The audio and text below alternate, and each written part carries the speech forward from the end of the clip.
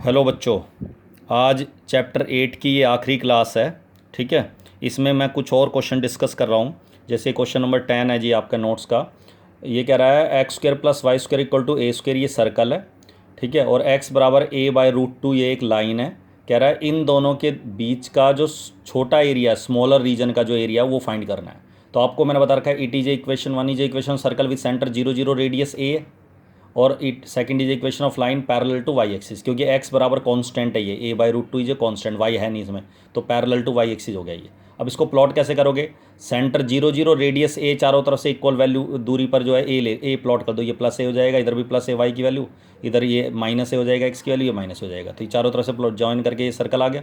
उसके बाद x बराबर ए बाई रूट टू। अब ये ए बाई रूट टू कहाँ से जाएगा? मिडल से, पहल पास से, उसके ए के पास से, तो कहाँ से? तो 1/√2, ये 1/√2 ए है। तो 1/√2 का अगर मैं रैशनलाइज करूँ तो आएगा √2/√2, मतलब कि √2/2। √2 की वैल्यू होती है 1.414, बाई 2 करेंगे तो 0.7 के करीब है ये। तो ये जो 1/√2 की वैल्यू होती है वो होती है लगभग 0.7, लगभग। ठीक है। इसका मतलब ये ए, अगर मैं 0 से ए तक ये 1 ए लूँ, 1 टाइम्स ऑफ ए, तो ये 0.7 टाइम्स ऑफ ए यहाँ आएगा लगभग, थोड़ा सा इस आधे से थोड़ा सा आगे, है ना। इसका एक आधा हो जाएगा 0.5 ए या ए बाई टू, तो इससे आगे हो जाएगा थोड़ा सा। तो ये ए बाई रूट टू हो गया। तो ये लाइन ड्रॉ कर दी मैंने, एक्स बराबर ए बाई रूट टू। अब हमें स्मॉलर रीजन निकालना है। ये हो गया। ये एरिया कौन कौन से क्वाड्रेंट में जा रहा है आपका? सब सब साफ दिख रहा है, फर्स्ट और फोर्थ क्वाड्रेंट में जा रहा है। मैंने आपको बताया था दोनों एरिया बराबर है क्योंकि सर्कल का एरिया ये। ठीक है। तो मैंने आपको बता रखा है कि फर्स्ट क्वाड्रेंट का एरिया निकालो, उसका डबल कर दो। और फर्स्ट क्वाड्रेंट का एरिया कहाँ से कहाँ तक लेना है? ये स्मॉल रीजन का एरिया यहाँ से स्टार्ट होगा, ए तक जाएगा। तो ये पॉइंट है ए बाई रूट टू और ये है ए। तो ए बाई रूट टू से ए, ठीक है, सर्कल को इंटीग्रेट करके, क्योंकि सर्कल और एक्स एक्सिस के बीच का एरिया है, तो सर्कल से वाई की वैल्यू आएगी a square minus x square d x, और ट्वाइस कर देंगे क्योंकि फोर्थ क्वाड्रेंट का एरिया भी निकालना है। कुछ ना कहे तो सारा एरिया निकालना होता है। ठीक है। अब इसको इंटीग्रेट कर दो। A square minus x square को फॉर्मूला होता है x by two into root a square minus x square plus a square by two sine inverse x by a by root two से ए प्लॉट करोगे तो ये zero हो जाएगा, a square minus a square zero, यहाँ sine inverse a by a one हो गया, 1 पाई/2 होता है। ए बाई रूट टू यहाँ रख दो, a by root two two root two, a by root two यहाँ रखेंगे तो ए स्क्र बाई टू हो जाएगा। यहाँ ए बाई रूट टू रखेंगे तो ए से ए कैंसिल हो गया, 1/√2, 1/√2 होता है पाई/4। अब इसको कैलकुलेट कर लो, सोल्व करोगे इसको, सारी वैल्यूज़ को एलसीएम वगैरह लेके सोल्व करोगे तो आंसर आ जाएगा a square by 4 pi into bracket में आ गया पाई-2 स्क्वायर यूनिट। ये आपका एरिया आ जाएगा। क्लियर है यहाँ तक? अच्छा, एक क्वेश्चन ये है जी, y square equal to 4x, ये पैराबोला दे रखा है, वाई एक्सिस और वाई इक्वल टू 3, इनके बीच का बाउंडेड एरिया निकालना है। तो one is a equation of parabola with vertex at 0 0 और axis coincides with x axis. आप सबको पता Y square equal to 4x हो तो एक्स एक्सिस वाला होगा, और वाई एक्सिस हो गया, और वाई इक्वल टू 3, आप सबको पता वाई इक्वल टू 3 ये लाइन होती है। अब पैराबोला की जो गड़बड़ी है कि इस फिगर में अगर आपने वाई इक्वल टू पैराबोला को आपने थोड़ा पतला ड्रा किया तो ये y इक्वल टू 3 लाइन को काटेगा ही नहीं, कैंसिल ही नहीं करेगा। तो इसलिए इसका तरीका तो मैंने बता रखा है, इंटरसेक्शन पॉइंट निकाल लो कि अगर y की वैल्यू 3 होगी, यहाँ 3 रख दे इसमें, तो x की वैल्यू आएगी 3 का स्क्वायर 9 हो गया, तो 9 इक्वल टू 4x, x की वैल्यू आएगी 9/4।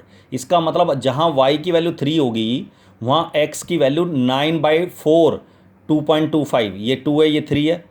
ठीक है। तो 2.25 हो गया। तो उसके इस पॉइंट पर मतलब x का 9/4 और y का 3 इस पॉइंट को प्लॉट कर लेना। y इक्वल टू 3 तो लाइन आप सबको पता है पैरेलल टू एक्स एक्सिस हो जाएगी, वो ड्रॉ कर दोगे।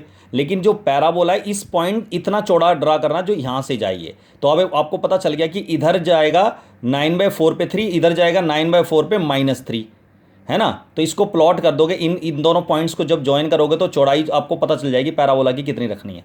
ये ड्रॉ कर दिया। अब आपको एरिया जो निकालना है वो पैराबोला, ये y इक्वल टू 3 और वाई एक्सिस, एक्स एक्सिस नहीं कह रहा वाई एक्सिस, तो ये एरिया फाइंड करना है। अब इस एरिया को with respect to x axis निकालोगे तो लिमिट लिखोगे 0 से 9/4, क्यों यहाँ तक एरिया लेना है, 0 से 9/4।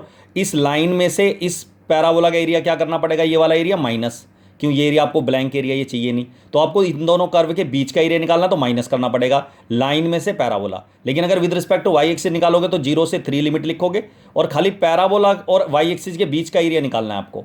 तो पैराबोला से जो एक्स की जो वैल्यू है पैराबोला की वो निकाल लो, वाई स्क्वायर बाई 4, उसको इंटीग्रेट कर दो with respect to Y.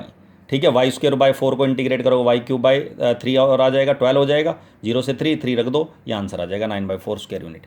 Clear है यहाँ तक? एक क्वेश्चन है जी आपका y is equal to x into mod x. अब ये जो फिगर है मोड एक्स का मतलब आप सबको पता है minus x if x is negative और प्लस एक्स के बराबर होता है ये, मतलब मोड हटाएंगे तो प्लस लिखेंगे x if x is positive या इक्वल टू जीरो। तो इसका मतलब दो वैल्यूज होती हैं, तो माइनस या प्लस। तो अगर एक्स नेगेटिव लेंगे तो एक्स मोड एक्स हट के क्या आ जाएगा माइनस एक्स, और माइनस एक्स को एक्स से मल्टीप्लाई करेंगे तो माइनस एक्स स्क्र, और अगर जीरो से बड़ा लेंगे तो ये एक्स इंटू एक्स स्क्र हो जाएगा। तो एक्चुअली ये दो पैराबोला को की कंबाइन इक्वेशन है ये, जिसमें दो पैराबोला आ रहे हैं, ठीक है, एक की आधा आधा पैराबोला, दोनों आधे आधे पैराबोला, ये भी नेगेटिव डायरेक्शन वाला आधा पैराबोला, पॉजिटिव डायरेक्शन वाला आधा पैराबोला। इसको कैसे ड्रॉ करेंगे अभी मैं बताऊंगा। एक्स एक्सिस हो गया और ये एक्स बराबर -1 और एक्स बराबर 1 के बीच का एरिया निकालना है, ठीक है। तो जब हम इसको ड्रॉ करेंगे तो इसमें क्या है देखो जरा, अगर मैं एक्स जीरो रखता हूँ तो जीरो इसके बराबर रखेंगे, जीरो रखेंगे तो जीरो का स्क्वायर जीरो, और 1 रखता हूँ तो 1 इसमें रखा हूँ, 1 का स्क्वायर 1, तो y की वैल्यू 1 पे 1 आएगा। और अगर 2 रखता हूँ, 2 क्योंकि जीरो से बड़ा है इसमें रखूँगा, 2 का स्क्वायर 4 हो गया। तो इसका मतलब अगर मैं 2 रखता हूँ तो 2 पे आएगा जी 2 का स्क्वायर 4, 4 के आगे। तो इसका मतलब ये पैराबोला आप ऐसे ड्रॉ करेंगे। अगर आप जीरो से बड़ी वैल्यू यूज़ कर रहे हैं तो ये पैराबोला पॉजिटिव डायरेक्शन में जाएगा, लेकिन जब आप नेगेटिव वैल्यू यूज़ करेंगे, जैसे -1 रखा तो आप इसका यूज़ करेंगे -1, और -1 का स्क्वायर तो +1 हो जाएगा, लेकिन माइनस ये वाला रहेगा। तो इसका मतलब x के -1 पे y की वैल्यू -1 आएगी। इसी तरह x के -2 पुट करेंगे तो x की जगह अगर आप -2 पुट कर रहे हैं ऐसे, और -2 का स्क्वायर कर रहे हैं, तो आपको पता है ये तो +4 हो जाएगा, लेकिन ये माइनस इक्वेशन में तो माइनस आएगा ही। तो इसका मतलब -2 पे -4। तो ये पैराबोला इस तरह से ड्रा होगा। तो तुमने देखा ये ऊपर वाला जो पॉजिटिव डायरेक्शन वाला पैराबोला है लॉन्ग y एक्सिस वाला, इसका आधा जीरो से बड़ी वैल्यू पे, और y इक्वल टू अगर जो एक्स y बराबर एक्स स्क्वायर वाला जो पैराबोला -x स्क्वायर वाला, वो इस साइड से आ जाएगा। क्लियर है ना, यहाँ तक नेगेटिव वाला हो जाएगा, ठीक है। अब इसको आपको x इज इक्वल टू, एक तो लाइन लेनी है +1, एक लेनी है -1, तो इनके बीच का जो एरिया वो यही आएगा, बाउंडेड और एक्स एक्सिस। तो एरिया, अब ये दोनों एरिया बराबर है, फर्स्ट क्वाड्रेंट और थर्ड क्वाड्रेंट का एरिया निकालना है। फर्स्ट और थर्ड क्वाड्रेंट के जो एरिया बराबर है, मैंने आपको बताया बराबर एरिया होते हैं, तो आपको फर्स्ट क्वाड्रेंट का एरिया निकाल लो, उसका डबल कर दो। तो डबल कर दिया मैंने, और आप सबको पता है 0 से 1 लिमिट लेनी है, और इस पैराबोला को इंटीग्रेट करना है बस खाली, क्योंकि पैराबोला और एक्स एक्सिस के बीच का एरिया ये। तो y ऑफ पैराबोला, y की वैल्यू एक्स स्क्वायर है, एक्स स्क्वायर को इंटीग्रेट कर दिया with respect to x, x³ 1 रखेंगे 1/3 -0, उसके बाद 2/3 स्क्वायर यूनिट आंसर आ गया। लेकिन अगर यही फिगर इस प्रकार आ जाए कि एक तो आपसे कह रहा है फिगर तो यही है, पैराबोला तो वही है सेम, लेकिन एक तो कह दे x बराबर 1 और एक आपसे कहते हैं x बराबर 2, मतलब एक x बराबर 1 है और एक x बराबर क्या है जी 2, मतलब ये एरिया फाइंड करना है। तो तुमने देखा है तो एरिया फर्स्ट और थर्ड क्वाड्रेंट में, लेकिन थर्ड क्वाड्रेंट का एरिया कम छोटा है और फर्स्ट क्वाड्रेंट का एरिया ज़्यादा है, तो आपको ये दोनों एरिया अलग अलग निकालने पड़ेंगे फिर, मतलब डबल नहीं कर सकते क्योंकि ऑब्वियस है बराबर नहीं है एरिया। तो इस क्वाड्रेंट का, फोर्थ क्वाड्रेंट का एरिया कैसे निकालोगे आप, लिमिट आप यूज़ करेंगे -1 से 0, लिमिट आप -1 से 0, और आप सबको पता है थर्ड और फोर्थ क्वाड्रेंट मैंने आपको बताया था कि आप जब with respect to x axis area निकाल रहे हैं और थर्ड और फोर्थ क्वाड्रेंट में आप इसको इंटीग्रेट करेंगे, y की वैल्यू यहाँ रखेंगे, तो जो y की वैल्यू होगी उसे आप माइनस से मल्टीप्लाई करेंगे। तो y की वैल्यू यहाँ क्या है, y इक्वल टू 0 से छोटी वैल्यू पे -x² है, तो -x² तो रखेंगे, लेकिन नेगेटिव माइनस से मल्टीप्लाई करेंगे अगर ये थर्ड या फोर्थ क्वाड्रेंट में है कर्व जो है। उसके बाद 0 से 2 तक कोई दिक्कत नहीं है, y बराबर क्या है x² पॉजिटिव लेंगे। उसके बाद माइनस माइनस प्लस हो गया जी, x² को इंटीग्रेट करें x³ 0 से -1 लिमिट ले लोगे, x³ 2 से 0 लिमिट ले लोगे, इसको सोल्व करोगे तो आंसर आपका 3 स्क्वायर यूनिट आ जाएगा। क्लियर है यहाँ तक। अच्छा ये देखो, ये ट्रिग्नोमेट्री का क्वेश्चन, y बराबर cos x कर्व है, एक x बराबर 0, x बराबर 2π और x एक्सिस, इनके बाउंडेड एरिया निकालना है। वैसे ट्रिग्नोमेट्री फंक्शंस वाले क्वेश्चन सिलेबस में नहीं है, लेकिन फिर भी एक आध एनसीईआरटी का क्वेश्चन है ये, एक आध आपको नॉलेज भी होनी चाहिए इसकी। तो देखो क्या है, इसकी टेबल बना रहा हूँ मैं, x और 90 का गैप ले रहा हूँ मैं। x अगर मैं 0 रखूँ एंगल तो cos 0 की वैल्यू 1 होती है, एक बार 90 लूँगा cos 90 की वैल्यू 0 होती है, cos π की वैल्यू -1 होती है, cos 3π/2 की वैल्यू वापस 0 हो जाएगी, cos 2π की वैल्यू 1 हो जाएगी, जो cos 0 1 होता है तो cos 2π 0। अब इसको प्लॉट करेंगे ऐसे, ये 1 ले लिया, यहाँ -1 ले लिया, 90 का गैप ले लिया, 90 180 पाई 3π/2 2π।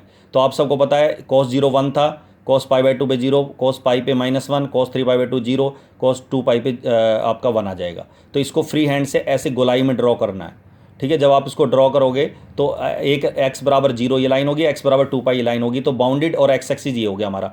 तो x एक्सिस और इन सबके बीच का बाउंडेड एरिया ये आ रहे हैं। तुमने देखा ये वाला जो एरिया, ये वाला एरिया, ये एक एरिया, ये दो एरिया और एक एरिया, ये बराबर हैं क्योंकि सिमेट्रिक कर्व होती है y equal to cos x. तो ये एरिया और ये डबल हो जाएगा और ये एक सिंगल एरिया, तो ये एरिया बराबर है और ये दोनों ये डबल हो गए। तो 1 2 3 4 4 एरिया हो गए। तो आप इस फर्स्ट क्वाड्रेंट का एरिया ये निकाल के, फर्स्ट क्वाड्रेंट का भी दोनों नहीं, केवल इस वाले पोर्शन का एरिया निकाल के 4 गुना ले लो, 4 टाइम्स ले, तो 0 से π/2 लिमिट आ जाएगी। 4 टाइम्स एरिया, 4 टाइम्स करोगे तो चारों एरिया आ जाएंगे। और कॉस एक्स को y की वैल्यू क्या है, कॉस एक्स कर्व और एक्स एक्सिस के बीच का एरिया निकालना है। तो कॉस एक्स को इंटीग्रेट कर दो, कॉस एक्स को इंटीग्रेट करोगे साइन एक्स आएगा 0 से π/2, साइन 90 1 होता है सबको पता, साइन 0 0 होता है तो 1 आ गया, तो 4 स्क्वायर यूनिट आंसर आ गया। इसके बाद अगर ये वाला क्वेश्चन कर रहे हो जी, इसमें एक लीनियर सॉरी इनइक्वलिटी फॉर्म में दे रखा है, ये लीनियर नहीं है, ये लीनियर है और ये क्वाड्रेटिक होगी, ठीक है। तो ये x y such that area जो निकालना है, ये एक्स वाई उन पॉइंट्स को शो कर रहा है जिसका एरिया मुझे फाइंड करना है, जिसमें हमें दे रखा है x square plus y square is less than equal to 1 और 1 is less than also x plus y, ठीक है। इसको जो दो इनइक्वलिटी हैं ये, इनको हम अलग अलग लिख देंगे, इनइक्वलिटीज़ या इनइक्वेशंस। एक तो है x square plus y square is less than equal to 1 और एक्स प्लस वाई की तरफ ग्रेटर देन का साइन है, तो x plus y is greater than equal to 1। पहले तो इनको जब इनकी फिगर ड्रॉ करेंगे, अगर हम फिगर ड्रॉ कर रहे हैं इसके, तो x square plus y square equal to 1 let करा, है नहीं इक्वल टू ये, लेकिन लेट करना है 1 इक्वल टू 1 और it is equation circle with centre 0 0 radius 1 और सेकंड को भी इक्वल टू लेट करा मैंने, it is equation of line passes through x0 रखेंगे y1, तो पासिस थ्रू x0 1 और y0 रखेंगे तो x की वैल्यू 1, तो 1 0 0 1 पॉइंट आ गया। अब इन दोनों को प्लॉट करूंगा जब मैं, तो 0 0 सेंटर हो गया सर्कल का, रेडियस इधर 1 ले लिया, ये 1 पॉइंट है, ये 1 हो गया, इधर ये -1 हो गया, ये इधर y की वैल्यू 1 होगी, इधर -1 होगी, तो चारों तरफ से प्लॉट कर दिया सर्कल। उसके बाद जो लाइन है ये 1 0, एक तो x का 1 और y का 0 ये पॉइंट हो गया, 0 1 ये हो गया, तो इंटरसेक्शन पॉइंट निकालने की जरूरत नहीं थी, लेकिन फिर भी मैंने निकाल दिया।